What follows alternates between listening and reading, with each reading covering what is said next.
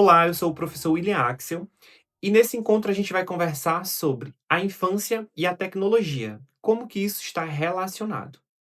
E a pergunta para a gente começar é a seguinte: como que as brincadeiras se moldaram com o avanço da tecnologia? Brincar é uma das formas mais importantes de expressão da infância. É através da brincadeira que a criança ela aprende, que ela se comunica e que ela experimenta o mundo.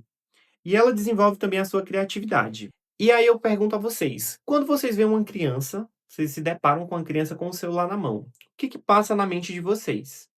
Claro que muitos aparentemente vão fazer um pré-julgamento, né? A criança com celular não é legal, ela vai estar provocando um vício precocemente. E a gente precisa ter uma coisa muito intuitiva também.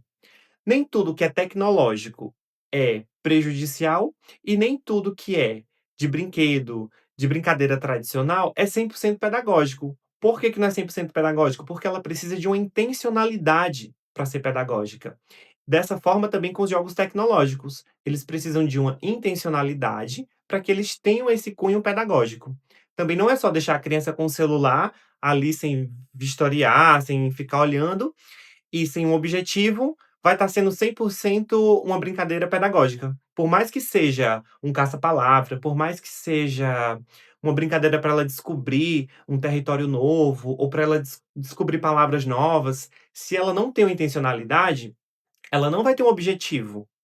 Existem alguns jogos que estimulam o raciocínio lógico, existem aplicativos educativos, brinquedos de realidade aumentada e até bonecos que interagem por voz. E eu pergunto, tudo isso é brincar de verdade? A gente pode abrir um panorama de que brincar é muito subjetivo. Se a gente está dentro de uma escola, dentro de um ambiente institucional, ele precisa sim estar vinculado a um cunho pedagógico com um objetivo muito claro. Aquela brincadeira, ela vai desenvolver alguma coisa na criança, seja criatividade, seja interação com grupos, seja ela descobrir coisas novas. Agora, se a gente está falando do brincar fora do ambiente pedagógico, que não é o objetivo tanto da nossa formação, aí aquela brincadeira ela não precisa ter claro esse objetivo, até porque as crianças quando estão brincando, elas não vão discutir qual é a intencionalidade daquilo, por que que elas estão brincando daquilo.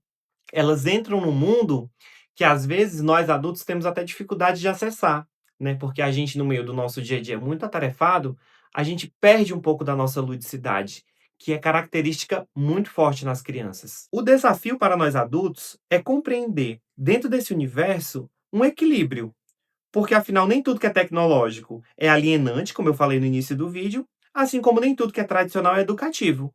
O importante é a gente garantir que a criança ela tem um espaço de criação, de imaginação e de interação, onde ela é protagonista da sua brincadeira. O convite que eu deixo para vocês é o seguinte: vamos julgar menos e pesquisar e aprofundar mais. Existem uma lista imensa de aplicativos, de sites, de jogos, onde a criança ela pode sim estar ali brincando com intencionalidade.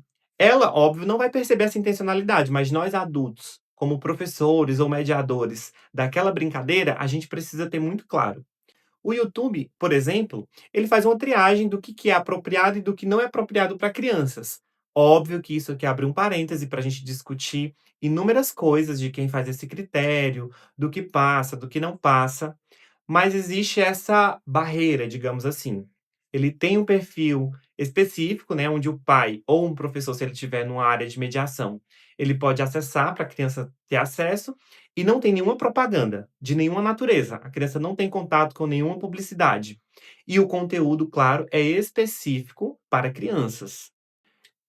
Cabe a nós, enquanto adultos, educadores ou mediadores de uma ação educativa ou cultural, se apropriar dessas ferramentas para que a gente possa oferecer para as nossas crianças, claro, dentro da medida possível, para que não gere nenhum vício para ela, a gente possa oferecer ferramentas para que ela possa descobrir mundos novos.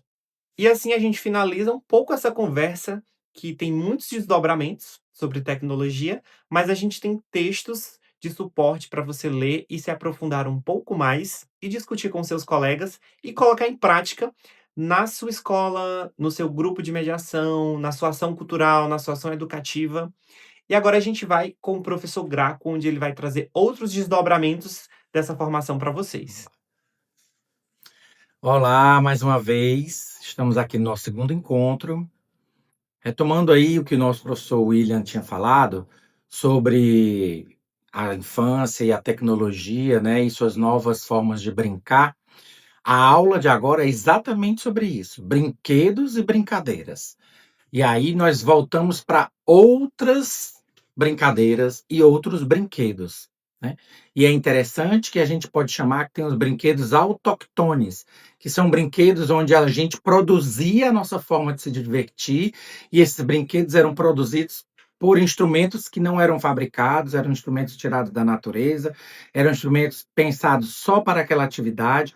E aí esse conceito de brinquedos autoctones ou brincadeiras autoctones tem essa relação com o início e o entendimento de uma brincadeira livre dessa tecnologia virtual, mais próxima de uma tecnologia manual, de uma tecnologia onde envolveu pensamento, elaboração e criação.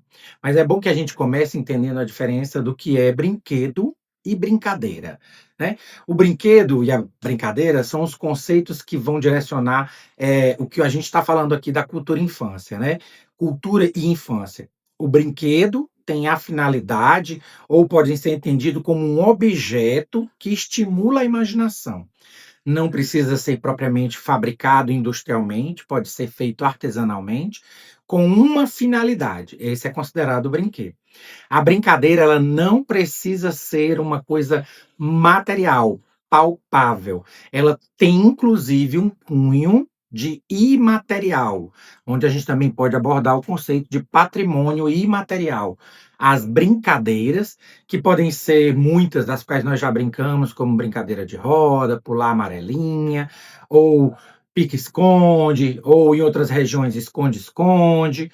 A gente tem essas brincadeiras e que em sua maioria também envolve cantoria, envolvem músicas, rimas, envolvem desafios verbais, envolve oralidade. Isso sim é a brincadeira, porque elas não dependem de um processo manufaturado ou industrial. Ele depende exclusivamente das relações humanas ou do contexto social ou até mesmo do contexto histórico, porque precisa envolver uma oralidade aprendida de uma outra pessoa que já viveu essa experiência. E aí a gente tem essa percepção do que o professor William falou sobre o brinquedo tecnológico e a brincadeira, que envolve uma tecnologia e uma técnica a ser executada sem precisar usar nenhum outro objeto, tá? E aí o que a gente pode conversar sobre brinquedos, eles todos têm uma função inventiva, a função de estimular a imaginação, o aprendizado e a criatividade na criança, especificamente. Principalmente quando ela tem aquele momento onde ela consegue transformar os objetos em brinquedos. Esse ato de exercer o lúdico a partir do seu repertório criativo e ela dá o novo significado àquele objeto dentro do seu contexto. Temos o brinquedo e onde ela aplica aquela utilidade e ela desenvolve a própria brincadeira.